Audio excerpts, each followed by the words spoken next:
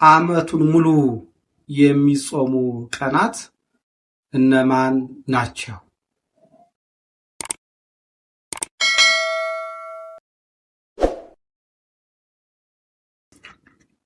በስመ አብ ወወልድ ወመንፈስ ቅዱስ አሐዱ አምላክ አሜን። የእግዚአብሔር ሰላም ከሁላችን ጋራ ይሁን። ዓመቱን ሙሉ የሚጾሙ ቀናት ዓመቱን ሙሉ የሚጾሙ ቀናት እነማን ናቸው?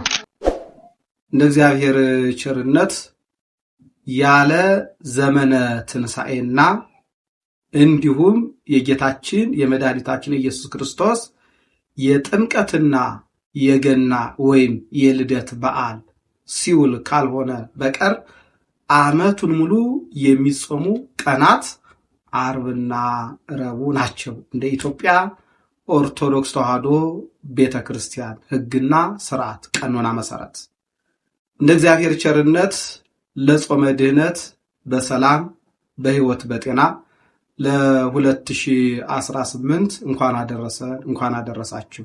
ጾመ ድህነት የ2018 ግንቦት 26 ይጀምራል።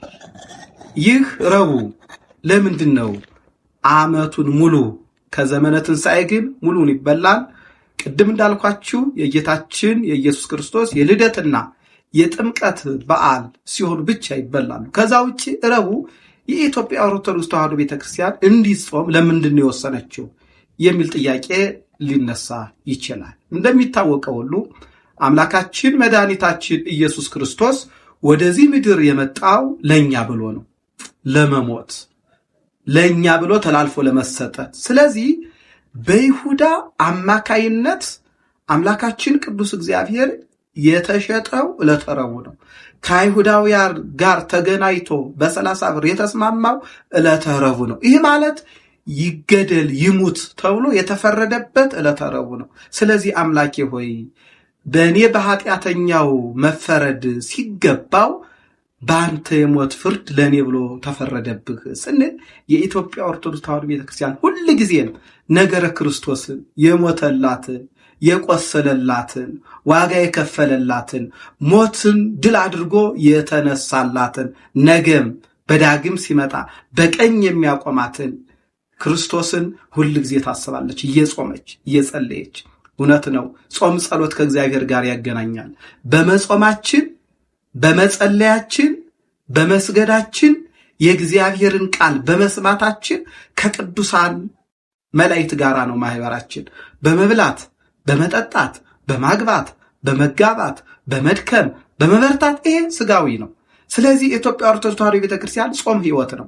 አምላካችን ቅዱስ እግዚአብሔርም በመጀመሪያ አባታችን አዳምን የጾም ትእዛዝ ነው ያዘዘው፣ እችን ዕፀ በለስን አትብላ የሚል ማለት ነው። ስለዚህ የኢትዮጵያ ኦርቶዶክስ ተዋሕዶ ቤተክርስቲያን ቅድም እንዳልኳችሁ ዕለተ ረቡዕን የምትጾመው ለእኔ ስትል ተፈረደብህ ስትል ሁል ጊዜ ትጾማለች ማለት ነው። ሌላው ዕለተ ዓርብ እነሆ ሌሊቱን ሙሉ ዕለተ ሐሙስ 3 ሰዓት ተይዞ ቀኑን ሙሉ ሲሰቃይ ለኛ ብሎ የዋለባት ዕለት ናት። ቀኗ ከሁለት የተከፈለች ናት። ከ12 ሰዓት እስከ 6 ሰዓት ቀን ነው። 6 ሰዓት እስከ 9 ሰዓት መድኃኒታችን ኢየሱስ ክርስቶስ መስቀል ላይ ሲወጣ የጨለመች ቀን ናት። ከመስቀል ላይ ሲወርድ ቅዱስ ሥጋውን ከቅድስት ነፍሱ ሲለይ ቅዱስ ነፍሱን ከቅዱስ ሥጋው በፈቃዱ ከለየ በኋላ ከ9 ሰዓት ጀምሮ እስከ 12 ሰዓት ቀን ነው የሆነው።